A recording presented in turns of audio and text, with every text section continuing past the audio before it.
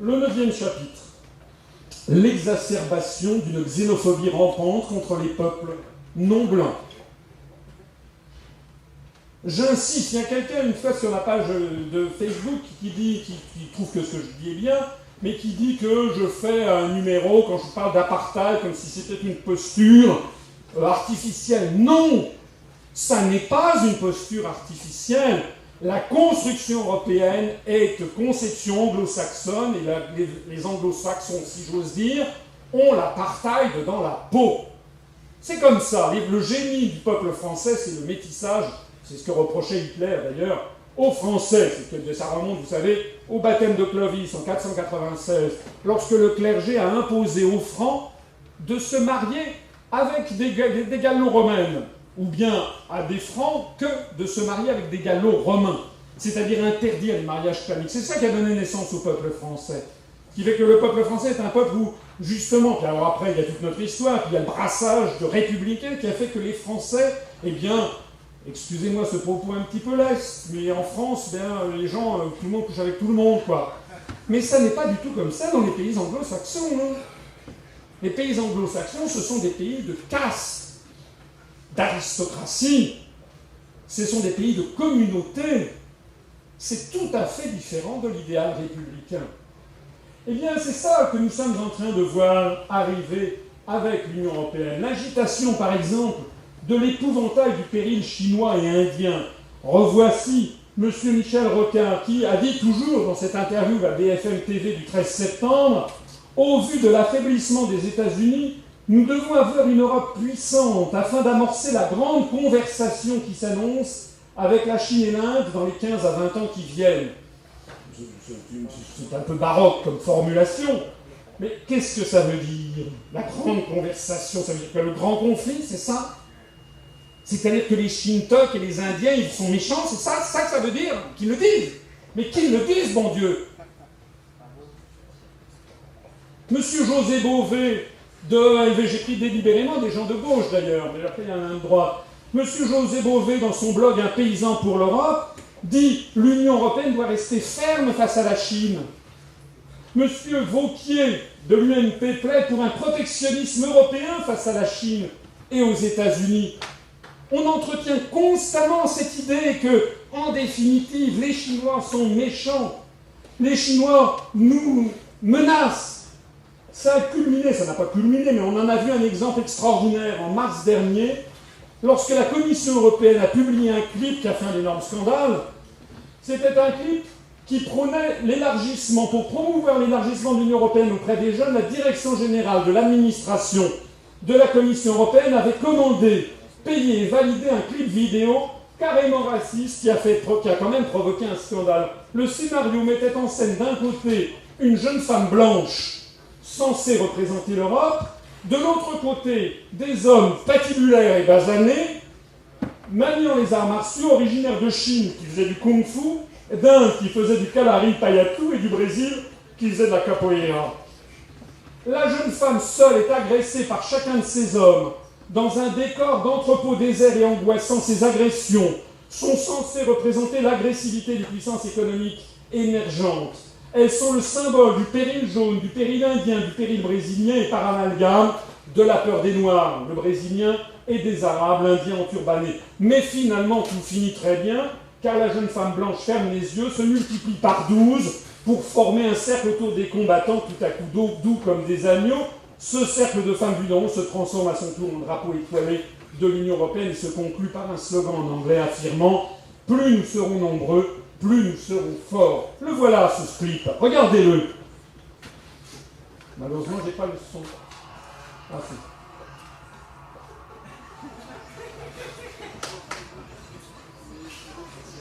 C'est destiné à l'édification des jeunes Européens. Hein.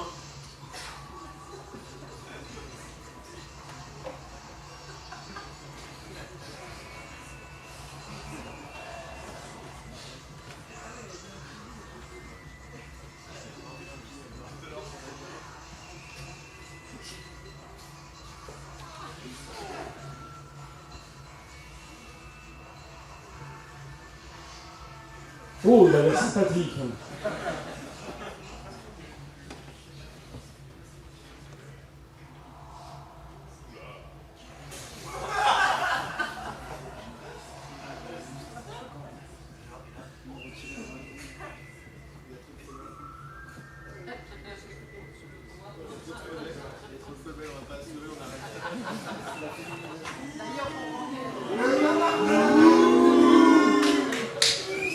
C'est pour ça que quand je dis que la construction européenne, c'est un apartheid, c'est une construction raciste, je persiste et je signe. Et j'attends que l'on en parle à la télévision et à la radio. Le plus fort de l'histoire, c'est qu'en incriminant les Indiens ou les Chinois, en faisant croire que l'Europe va nous protéger, des gens comme M. Rocard, M. Vauquier, M. Beauvais, vous mentent effrontément puisque justement, si actuellement l'Inde et la Chine ne cessent de se développer, c'est parce que c'est l'Europe qui l'a décidé. Avec l'article 63 du TFUE, dans le cadre des dispositions du présent chapitre, toutes les restrictions au mouvement de capitaux entre les États membres et les pays tiers sont interdites.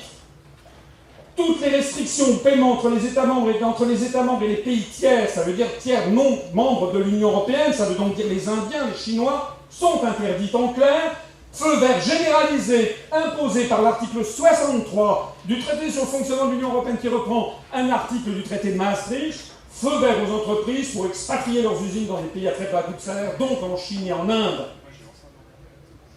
Donc si nous sommes actuellement menacés par la concurrence chinoise, c'est parce que ça a été délibérément voulu par l'Europe dans le traité de Maastricht il y a 20 ans.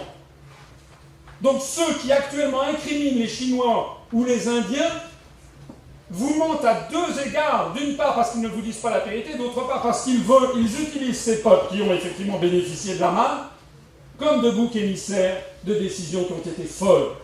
Et l'article 32, lui, précise la nécessité de promouvoir les échanges commerciaux entre les États membres et les pays tiers, la nécessité d'accroître la force compétitive des entreprises, l'extension de la consommation dans l'Union, donc un feu vert aux entreprises pour importer les productions faites dans des pays à très bas coût de salaire. C'est pour ça que le clip que nous venons de voir, excusez-moi de ma vulgarité et de mon indignation, c'est un clip dégueulasse. Voilà.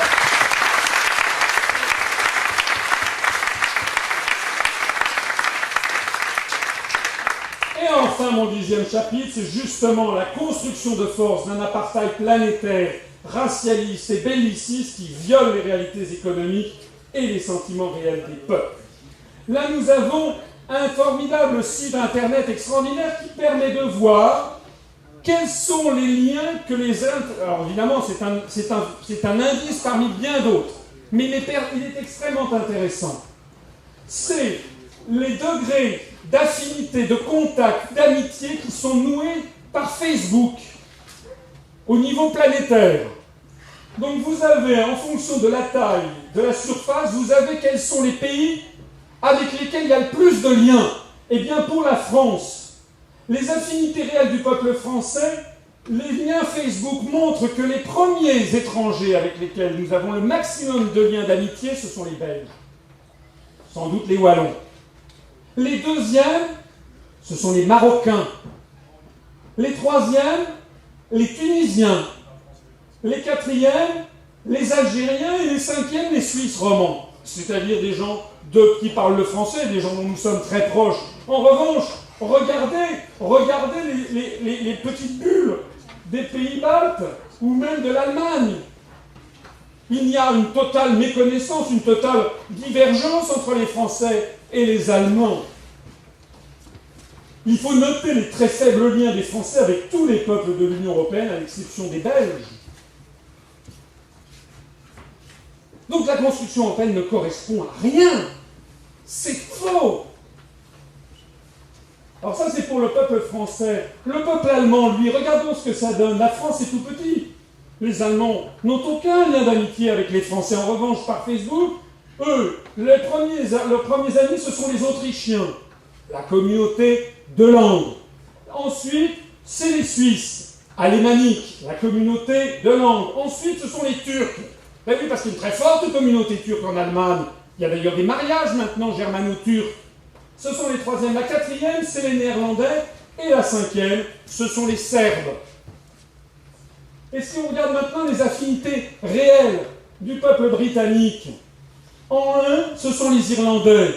En deux, ce sont les Australiens. Par Facebook, en trois, les Nigérians, en 4 les Sud-Africains et en 5 les Néo-Zélandais. Les affinités réelles du peuple espagnol, en 1 les Équatoriens, en 2 les Dominicains de la République dominicaine dans les Antilles, en 3 les Roumains, en 4 les Colombiens, en 5 les Vénézuéliens. À noter les très faibles liens des Espagnols avec les peuples de l'Union européenne, à l'exception des Roumains. Les affinités réelles du peuple belge, en 1 les Français, en 2 les Néerlandais, en 3 les Marocains, en 4 les Espagnols, en 5 les Luxembourgeois. Les affinités réelles du peuple portugais, en 1 les Suisses, en 2 les Capverdiens, en 3 les Angolais, en 4 les Brésiliens, en 5 les Français. C'est évidemment corrélé aux communautés de Portugais qui ont expatrié. Mais vous voyez les très faibles liens des Portugais avec les autres peuples de l'Union européenne. Mais ça, c'est très très important, parce que c'est ça qui permet de deviner l'avenir, de comprendre ce qui se passe, quel est le monde réel dans lequel on vit. Ça permet de comprendre à quel point la construction européenne est totalement factice. Elle ne correspond à rien. À rien. Les affinités réelles maintenant du peuple marocain, toujours par Facebook. C'est intéressant aussi de regarder comment ça se passe ailleurs. Pour les Marocains, leur premier lien d'amitié, c'est sur des milliers et des milliers de pages Facebook que ça se joue, tout ça. En 1, les Algériens. En 2, les Tunisiens. En 3, les Français. En 4, les Égyptiens. En 5, les Sahraouis du Sahara occidental. Les affinités réelles du peuple algérien. En 1, les Tunisiens. En 2, les Marocains. En 3, les Français. En 4, les Égyptiens. En 5, les Jordaniens. Les affinités réelles du peuple tunisien, en 1 les Algériens, en 2 les Égyptiens, en 3 les Marocains, en 4 les Français. Vous voyez à quel point les liens de la France avec les pays du Maghreb, dans tous les sens font les plaines, sont extrêmement importants. En 5 les Saoudiens. On notera d'ailleurs au passage sur ces différents graphiques qu'il n'y a aucune Oumma musulmane sur Facebook. C'est là. Là, ce que je suis en train de vous montrer, c'est non seulement la vanité, le mensonge de la construction européenne, mais je vous montre aussi le mensonge du choc des civilisations. Vous savez, ces théories qui regroupent par grandes religions, mais c'est pas vrai, et heureusement que c'est pas vrai. Les Tunisiens sont beaucoup plus proches des Français que des Iraniens ou que des Syriens. Ah, voilà. Eh bien, c'est très bien. Ça prouve que le choc des civilisations, c'est faux.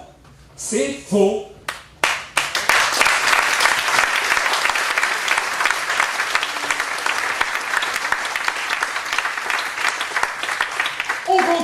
Les affinités réelles du peuple sénégalais.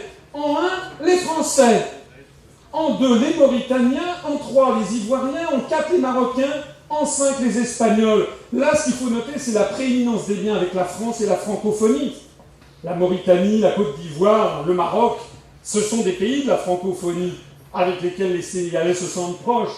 Les affinités réelles du peuple ivoirien. En 1, les Français. En 2, les Sénégalais. En 3, les Burkinabés, c'est-à-dire du Burkina Faso. En 4, les Ghanéens. En 5, les Béninois. À noter la prééminence des liens avec la France et la francophonie. Les affinités réelles du peuple gabonais. J'ai préparé ça pour Patrick. Je ne sais pas s'il est là. Patrick Donte. Bon, il n'est pas là. Qui est franco-gabonais, qui est membre de l'UPR, qui est français, mais d'origine en partie gabonaise. Eh bien, en 1, les Sénégalais. En 2, les Français. En 3, les Camerounais. En 4, les Béninois. En 5, les Ghanéens. Les affinités réelles du peuple mauricien de l'île Maurice. En 1, les Français de Réunion et de Métropole. En 2, les Australiens. En 3, les Britanniques. En 4, les Indiens, c'est-à-dire la sphère de l'océan Indien. Les affinités réelles du peuple haïtien dans les Antilles. En 1, les Français, Métropole et Guadeloupe. En 2, les Dominicains. En 3, les Canadiens. En 4, les Américains. C'est la fin, enfin c'est pas la fin, c'est la preuve que le choc des civilisations est un mensonge. Le 11e chapitre, une symbolique militaire de plus en plus inquiétante. Ça c'est l'Eurocorps. Voilà ce que c'est que l'Eurocorps. Moi ça me rappelle le Reichsbauerntag de 1936 avec ce glaive. C'est quoi ça, ce glaive, avec cette Europe nouvelle? c'est pas une symbolique française, ça n'est pas une symbolique républicaine. C'est une symbolique, je pèse mes mots, de nature nazie. Voici l'European Air Group, dans lequel est en train progressivement de fusionner l'armée française, du moins pour ce qui concerne l'aviation, l'armée de l'air. Eh bien, l'European Air Group, voici quels sont son symbole. Un aigle, vous savez, ceux d'entre vous qui ont suivi ma conférence sur l'histoire, un aigle impérial, c'est l'impérialisme. Un aigle qui domine l'ensemble de l'univers. Et puis on voit, vous voyez, tout évidemment est écrit en anglais, avec ces militaires qui se font tirer le portrait. Ce n'est pas une tradition française, c'est une tradition américaine. Voici l'European Air Group, le Steering Group Meeting à Rome, le 20 juin 2012. Voici ce qui est en train de devenir l'armée française, de se fusionner dans cette European Air Group, with improved capability for interoperability. Non? Parce que plus personne ne parle le français. Qu'est en train de devenir l'armée de la République française? Nous sommes en train d'avoir une armée avec des symboles inquiétants qui singent de plus en plus l'armée américaine. Armée américaine qui a fait les grands titres des journaux, vous vous rappelez, il y a quelques mois. Par cette photo qui a été diffusée. En France, non. Silence radio en France, bien entendu, dans nos médias. Très très peu. En revanche, ça fait scandale quand même, notamment en Angleterre et en Allemagne et dans tous les pays du monde arabe.